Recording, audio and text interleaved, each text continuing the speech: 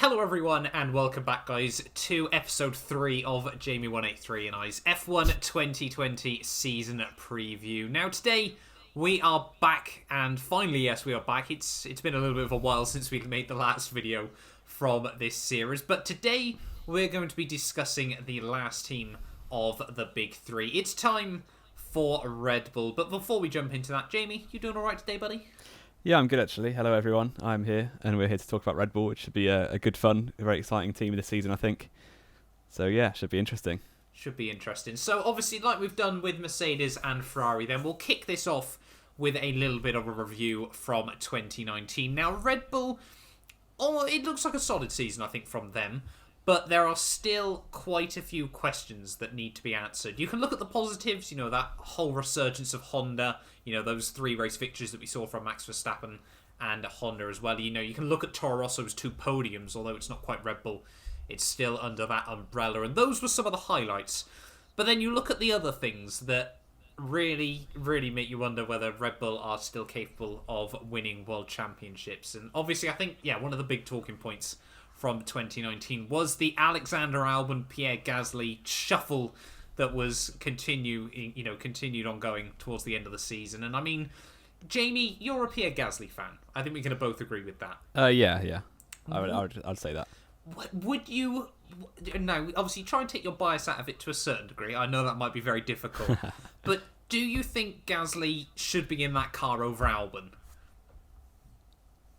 It's very difficult. I think that in terms of raw pace, for like quality pace, for instance, they are pretty similar drivers. You can see that by how far from Max they are usually. But then, and in race pace as well, Albon, all he was doing is finishing like the bottom of the big 6, basically, which, to be fair, Gasly wasn't doing until halfway through the season, which, if he takes longer to adapt to the car, then what can you do? But then, I do feel like it was like a couple of bad results in Germany and Hungary that it was a bit of a snap decision, because he was improving. You can see in like Britain and in say Monaco and Baku, he was doing pretty well, and then like Gasly was doing well, and then has a bad result in Hungary and then gets kicked out. But to be fair, with either of those drivers, they're not going to win constructors, I don't think. So it's hard for Red Bull, because I feel like they're waiting for the next Sebastian Vettel, the next Max Verstappen, and it's not going to happen. And even if it does happen, they won't get both drivers in the same team working together with Max. So I don't really know what they're trying to do, to be honest. It's a bit of a weird management system, but I guess it works for them. So by saying that then, do you think Red Bull have now pretty much, obviously all the prize money is for the Constructors' Championship. Do we think Red Bull have kind of just got to give up any hopes of that and just build a car that is completely designed around Max Verstappen and hope that it's consistent enough to win the Drivers' World Championship? Well, if they can build a car that's like insane enough, then there's no reason why Gasly or Albon or whoever couldn't be a good second driver. We saw back in like the early 2010s that basically any driver, I think, could have been doing what Mark Webber was doing.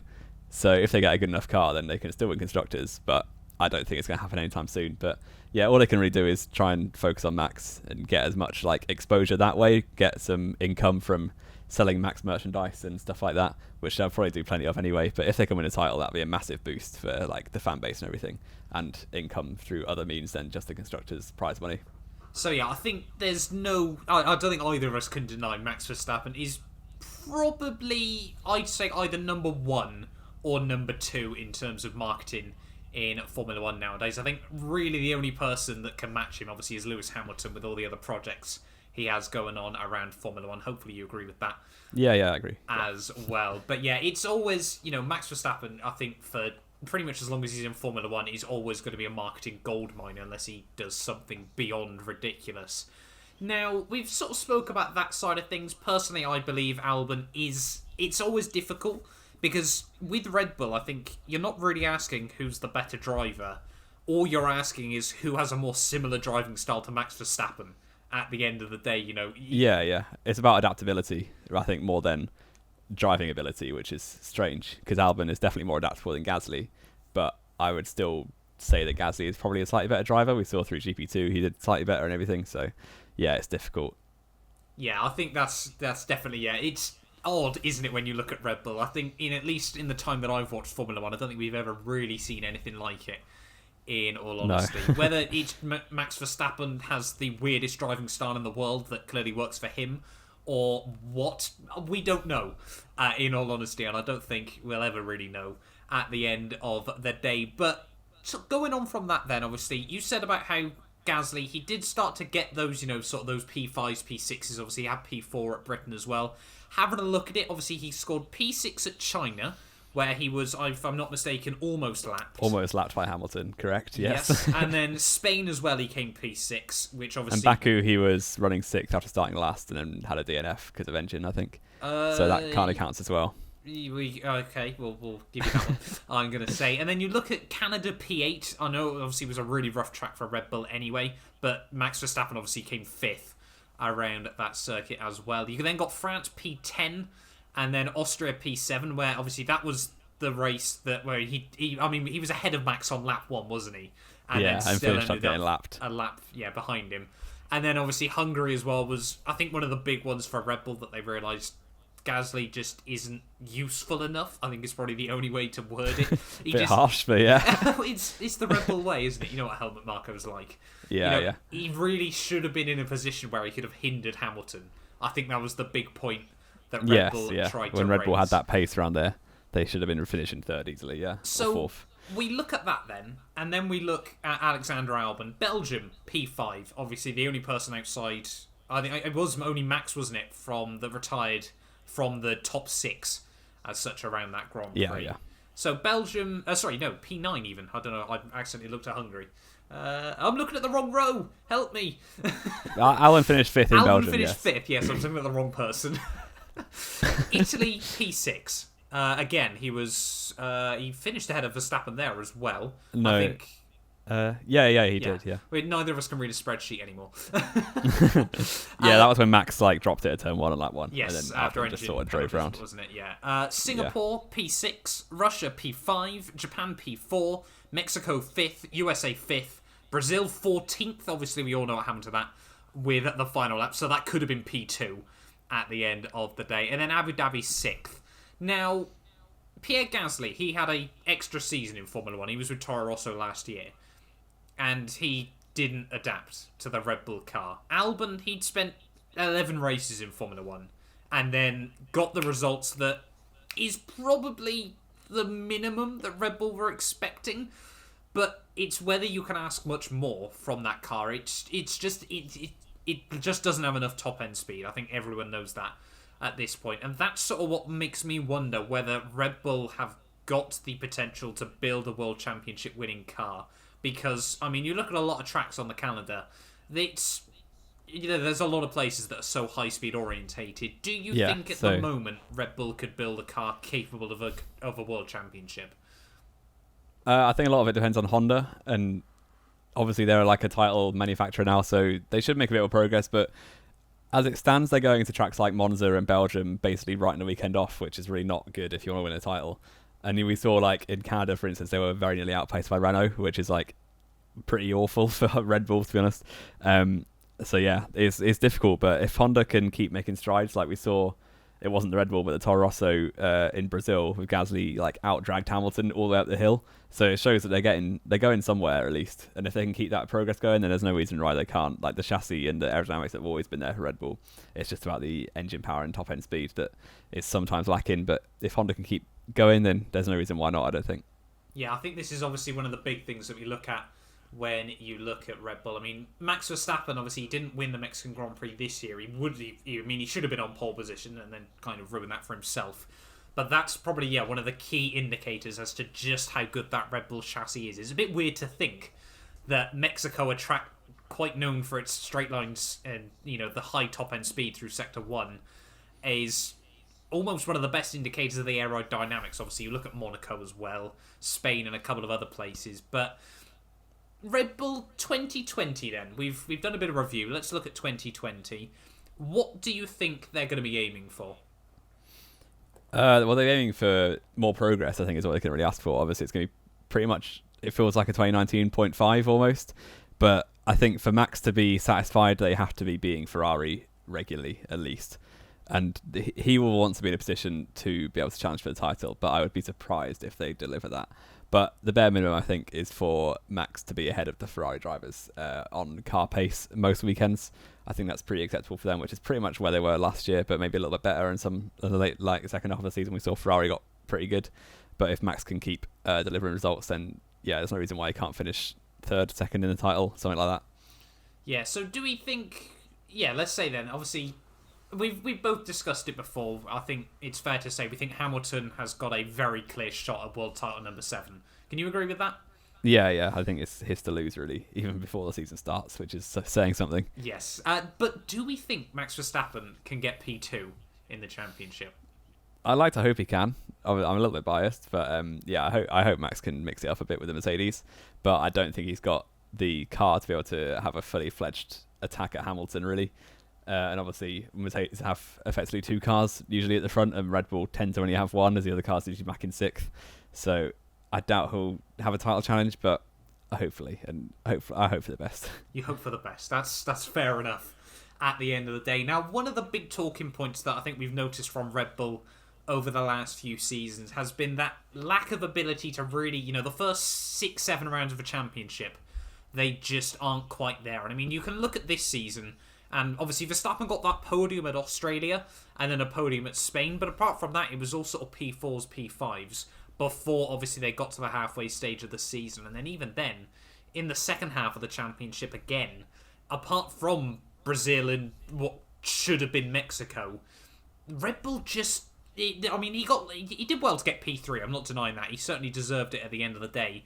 But to me, when you look at it from this sort of angle, it almost looks like Red Bull have almost taken a step backwards. Now, I think, yeah, obviously Red Bull, they need to come in strong at the start of a season. Do we think, with how little rule changes coming in for 2020, this could be the year, Red Bull potentially put a little bit more effort into this season, potentially try and spring a bit of a surprise?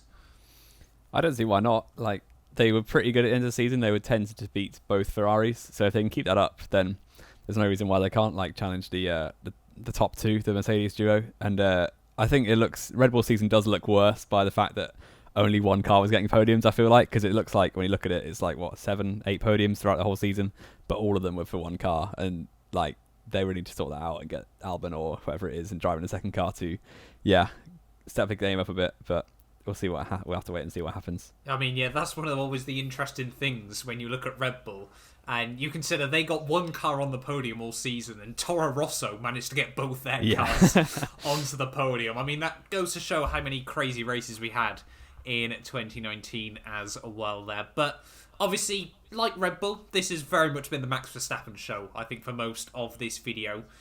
Do we think, then, Albon will keep that seat for the entirety of 2020? I think so. I'd be surprised if it changes. But if Gasly keeps up how well he was doing at Toro Rosso, then you never know with Red Bull, to be honest.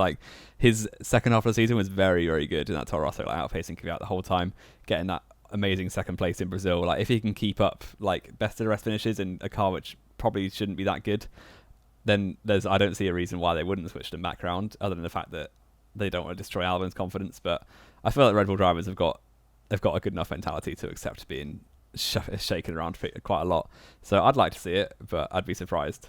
Yeah, I think Red Bull, you've kind of got to accept that you're basically going to have to sell your soul at the end of the day, and whatever's going on in Helmut Marko's little head is what you've just got to accept at the end of the day there. But we've sort of spoke, obviously, about Red Bull, their current drivers. Now, there's always been this bit of news as the winter break, news is always quite slow.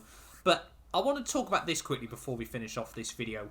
Helmut Marko, obviously, recently was talking about Carlos Sainz, saying he's no Max Verstappen. Now, obviously, that's... I agree, it's fair. He's not on the same level as Max Verstappen. Now, obviously, we'll discuss this a whole lot more when we go to the McLaren review next time out, but do we think there's a little bit of Helmut Marko trying to be the big man? I might have made a mistake, but I don't want to admit it. I don't think so. I kind of agree with him, because admittedly, if it was Verstappen and Sainz at Red Bull now, I think it'd be a lot more competitive than Verstappen and Albon or Verstappen and Gasly. But then you look at Sainz since he left, he had the seasons in Toro Rosso, he was completely beating like Kvyat and Gasly and people like that. But then he goes to Renault and he gets like smashed by Nico Hülkenberg, which as a Hulk fan I like, but realistically Verstappen would not have got beaten by Hülkenberg. So you look at that and you think, is it just because like, is he getting shown to be better because of the McLaren car, or is he actually any good? I do rate science, but he's not on Verstappen's level. No, I can agree with that. That's fair enough. But then on the other hand, you look at 2015, and in both him and Verstappen's debut season, he did definitely give Max a good run for his money throughout pretty much the entirety of the season. Yeah, but Max was like 17 and Carlos was like 20 at that point, so experience was very difficult, and I think it's a little bit unfair to compare them, to be honest. But yeah. Unfair to compare them in the same car. Fair enough, Jamie.